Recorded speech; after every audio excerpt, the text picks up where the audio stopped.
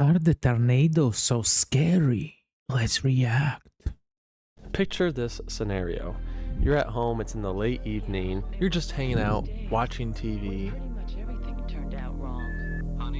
when you suddenly hear a clap of thunder off in the distance. You get up to look out the window, and you notice dark clouds to the west, slowly approaching. The TV program you were watching becomes interrupted by a local weather broadcast, warning of the potential of tornadoes.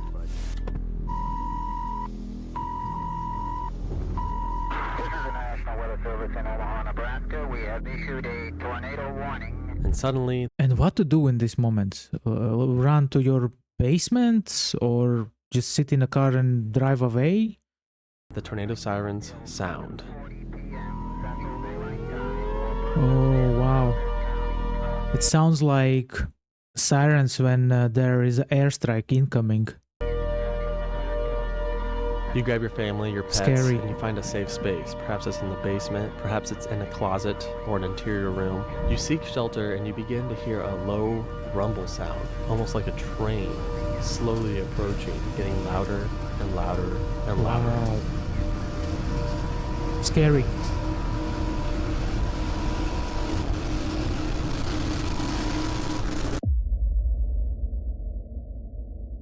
And your heart is beating like super fast. Yeah. Tornadoes are terrifying, like more so than other natural disasters. Floods are actually way deadlier, way more dangerous than tornadoes, but a flood warning doesn't really strike the fear in you like a tornado warning does. Volcanoes are crazy, explosive, massive, dangerous, but they don't creep up to your doorstep in the middle of the night. There is a horror-like aspect to tornadoes, and that is exactly what this video is about. Halloween is coming up, and I figured it'd be a good time to just talk about the terrifying nature of tornadoes. We'll discuss some of the scariest images, videos, and experiences in today's video. Let's get into it.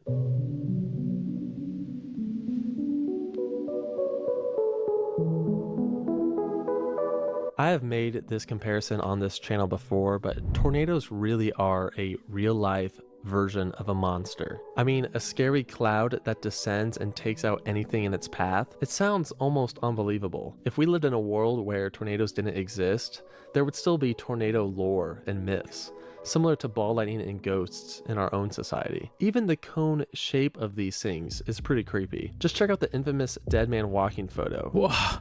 Creepy legs and a sky. What really looks like a man walking. My gosh, this is from another dimension.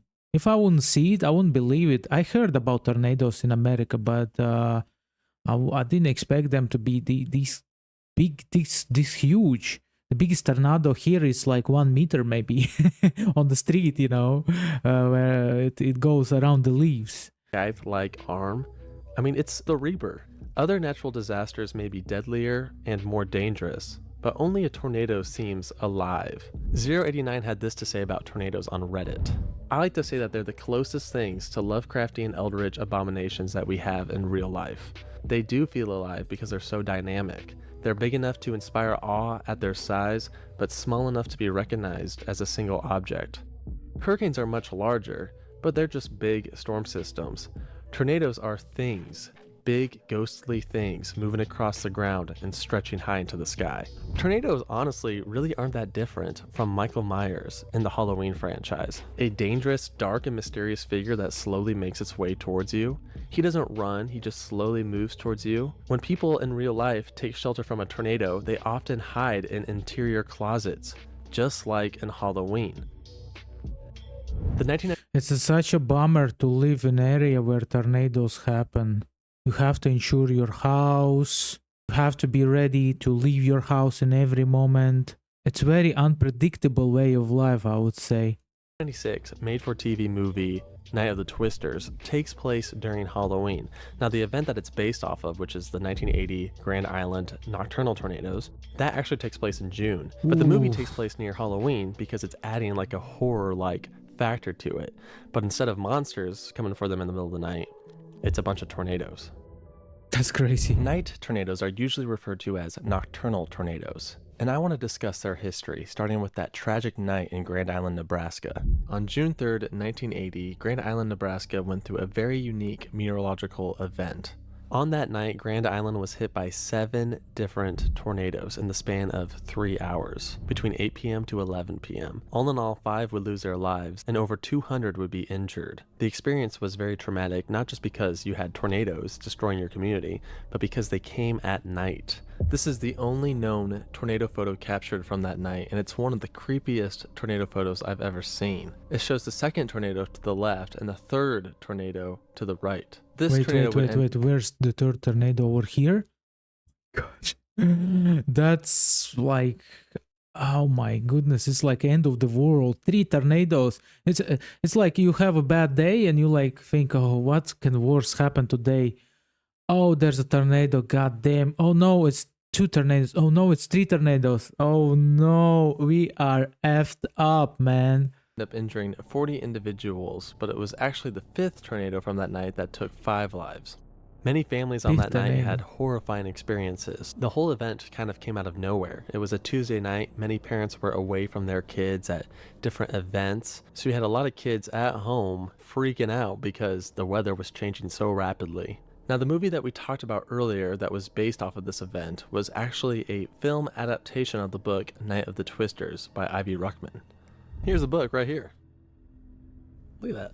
Scared kid, because it's a scary experience. Nocturnal tornadoes are twice as deadly as their daytime counterparts, even though they only make up a very small percentage of tornadoes overall. There have been countless terrifying nocturnal tornadoes. Some of the more prominent tornadoes include the Barnveld, Wisconsin F5 that hit at 12:41 a.m. on June 8th, 1984. According to the Weather Service office in Madison, Wisconsin, the lightning was so intense during this tornado that there was actually a strobe effect to it. That event caused 200 injuries and 9 fatalities. One very recent nocturnal tornado event that comes to mind is the March 3rd, 2020 Nashville, Tennessee tornado outbreak. The strongest tornado from that outbreak was the Cookeville EF4, which had 19 fatalities and 87 injuries. In Europe, we have strong winds, sometimes very strong lightnings. There was a couple of summers ago such a strong wind that in the front of my house there was a tree, very big old tree, and it just got like destroyed. But it won't impress you. After what I saw, this is like nothing. Literally, these storms and other stuff, lightning, doesn't compare to the huge tornado that just destroys everything. Take a look at this. I mean, it just, oh my gosh, this is destruction in their purest. Other notable night tornadoes include the Greensburg, Kansas tornado of May 8th, 2007, the April 1998 Birmingham, Alabama tornado, and the downtown Lubbock, Texas tornado in 1970. Dixie Alley tends to be hit by some really bad nocturnal tornadoes. And on top of that, Dixie Alley is actually very hilly. The terrain can easily hide tornadoes, just making it even scarier. It's a very dangerous place. Similar in a like, isn't there any technology to manipulate the tornadoes? Because technology is developed so much, especially in America. You guys are ahead of world when it comes to the developing technology, let's say army technology and other kind of technology, mobile phones, you name it. But isn't there a technology to control these like tornadoes? Well, it would be nice to invent it though, I think. Way to nocturnal tornadoes are rain-wrapped tornadoes. Like nocturnal tornadoes, you can't actually see them, but instead of them being shrouded by darkness, they're shrouded by rain. Rain-wrapped tornadoes are extremely dangerous. In fact, the deadliest tornado since the 1950s, the 2011 Joplin EF5, was rain-wrapped. So I spent some time online looking for the creepiest and scariest tornado photos, and I came across this. This photo to me just kind of freaks me out. The tornado is looming in the background of a nice suburban street, and it kind of has a liminal feel to it. This is from the 2019 Dallas EF3, which actually happened on October 20th, so 11 days before Halloween. Thankfully, this tornado took no fatalities. There was also a video captured of the event, and it also has some pretty eerie vibes to it. The fact that you can only see the tornado when the lightning flashes, freaks me out. Another creepy photo comes from June 1995 in Dimmitt, Texas. This tornado was only an F2, but the time of day, the darkness of the photo, the way it's like a silhouette, the headlights from the car, almost looking like it's trying to outrun it. The low res quality really makes the photo more eerie. I think we should talk about that. I want to talk about how lower res videos and photos just seem a little bit eerier than modern day videos. How many tornadoes per year happens in USA? And I wonder what are the overall damage that tornadoes bring to USA citizens in money. Vintage tornado videos just have a creepier vibe to them. In fact, the older you go, the creepier they are. Photos from the early 20th century can look very strange and dark. Well, it's not only about the tornadoes, overall photos of people or other stuff from back in the day looks creepy. People didn't smile when they were photographed back in the day. They were just like that, and it looked a lot of creepy. Or take photos, look up photos from Victorian era where people were making photos with the dead men of their, let's say, family member died, and they make photos with dead family members. How creepy is that? Often videos before 2000 just seem a lot creepier because of that low resolution. It makes the tornado more mysterious. Yes. It gives it a darker vibe. This Lindsborg, Kansas video from September 25th, 1973 is a prime example. Look at the way that it moves and dances by the water tower. Amazing. Amazing, man. Going back 16 more years to June 20th, 1957, we have the Fargo, North Dakota F5. This is crazy, man. This is some of the earliest video capture of a tornado. I bet you there was a person, such a crazy person, who decided to put himself in some kind of iron thing, let's say iron barrel, and launch himself into the tornado. Vintage safety videos can also have a dark vibe to them. I remember back in school, usually in the spring, we would all get together for an assembly to watch some sort of tornado safety video. Some of them were pretty cheesy, but sometimes they kind of freaked me out. A classic example is the 1976 film Countdown to Survival. One section in particular is pretty intense. Check it out. Yeah, it's creepy.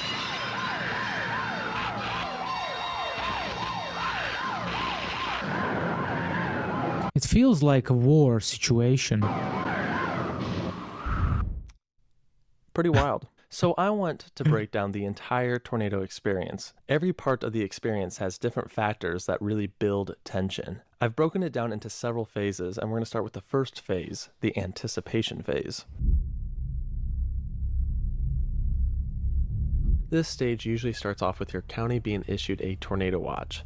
Perhaps you're at work, school, or in the car, and you suddenly hear that EAS warning.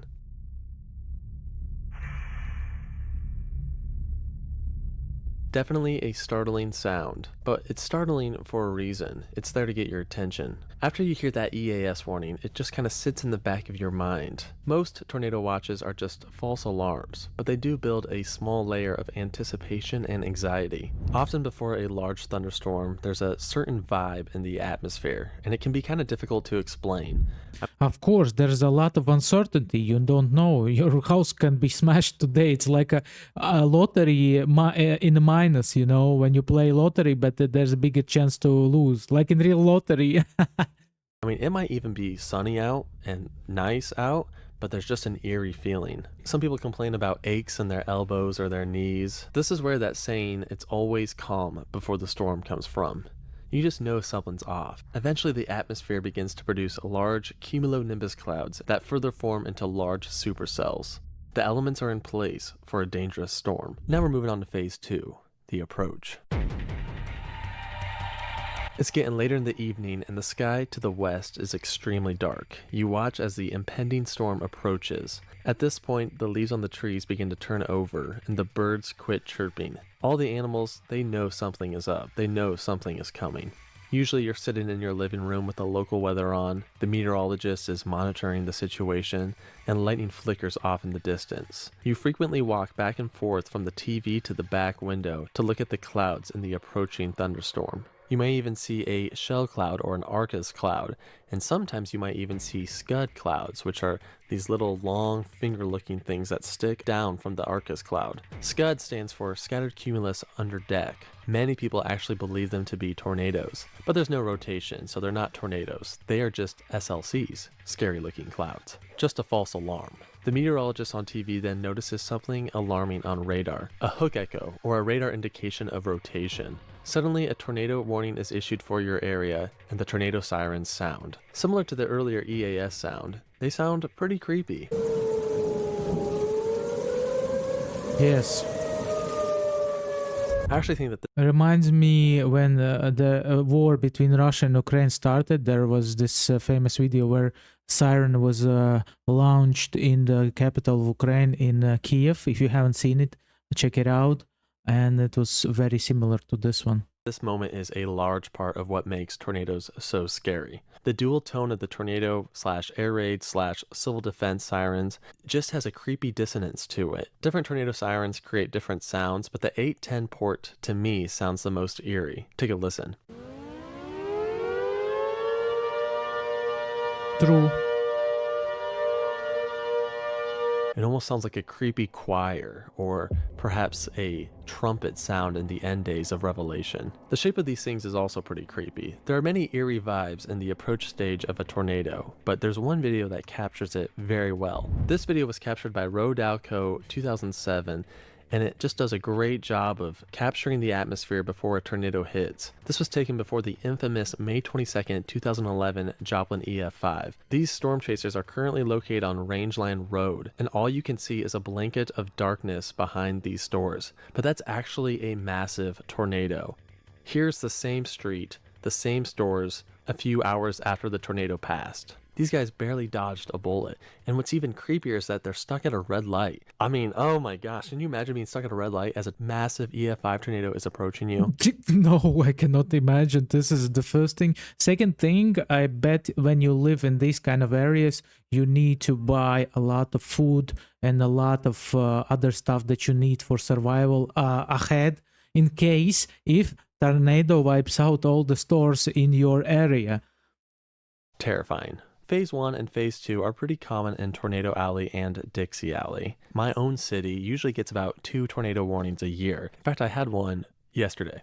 Now, the next phase of actually encountering a tornado and going through that experience is thankfully pretty unlikely. I have personally never been directly hit by a tornado, but many people have, and they have lived to tell the tale of the experience. The most common description of such a terrifying event is the freight train sound that the tornado makes as it approaches. And I heard it. They say it sounds like a train, boy, it sure does. Can you imagine sheltering in a closet or a basement in the dark and hearing a freight train-like sound slowly getting closer and closer? No. It would be terrible. There are many difficult videos to watch on YouTube of people hiding in closets or bathrooms and hearing that awful sound of their houses getting destroyed. After the event, they walk out and see nothing left. One of the more famous videos is the Parkersburg graduation party. They see the tornado approaching, they all take shelter, and then when it hits, it's just a horrifying sound. This is why many tornado victims often suffer from a condition known as lapsophobia, or the fear of tornadoes. It is a more extreme version of astrophobia, which is the fear of thunderstorms. Tornadoes are a force of nature that need to be taken seriously. But should you actually fear tornadoes, and what should you do if one is coming towards you? I saw a video of crazy American guy who went nearby a tornado with a car, and he was driving towards the tornado and he was filming it, and he got very close, but then like the car got shaky and then he decided to leave. And it looked kind of scary, man. I bet he's an adrenaline junkie, that's for sure. Well, you shouldn't necessarily fear tornadoes. I think a healthy amount of fear is, of course, good. That will keep you safe, but the odds of you actually being in a tornado are extremely slim. In fact, there's people that have lived in Oklahoma or Kansas or Iowa or Alabama their entire lives, and they have never seen a tornado. If you take proper safety precautions, you're going to be fine. General rule of thumb is the center part of the lowest level in your home or building. Obviously, if you have a basement, you want to go to the basement. But if you don't have a basement, you want to be in an interior room, away from windows. Trailer parks account for 40% of tornado fatalities. I remember The Wizard of Oz was written about Kansas. And in Kansas, there are tornadoes, and because of that, the tornado took away this girl with her dog to the magic land, and there she met the lion, and two other dudes, and they fought against the Wizard of Oz. Drop some likes if you remember this legendary fairy tale. So if you live in a trailer, make sure you have a plan. Make sure that you know of maybe a central building that is like legit bolted to the ground that you can go to. Honestly, at the end of the day, get yourself a weather app and turn on the emergency notifications in your app to make sure that you actually get notified if something is coming. Every single time I'm in a tornado warning, I get the alert on my phone probably like 2 minutes before the sirens go off. So you definitely want that, all right? Stay safe, be weather aware. Thank you so much for watching. We'll see you in the next video.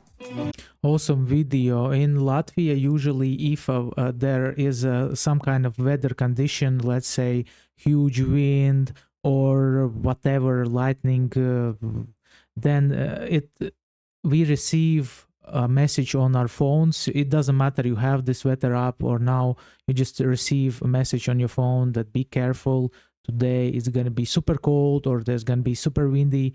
Stay at home, don't risk your life, something like that. So that's kind of cool that in Latvia they take care of us. You know, back in the day there was anything like that, and I used to go to school. My school was 5 minutes from my house, and when there was windy seasons, sometimes it was so windy that they canceled the school, and I decided one day I'm gonna go to school and smash my exam. I prepared well and I went to school, and you know what? They canceled the school that day and I had to go home. And after that, I didn't give a damn about the exam anymore. It was the only one day when I took myself and I said, you can do it, man. And it was the day of the storms. So something like that. Thank you for watching, dear viewers. Please like, subscribe, click the bell for notification. Check out my other reactions, yeah? And see you in next reaction videos. Bye.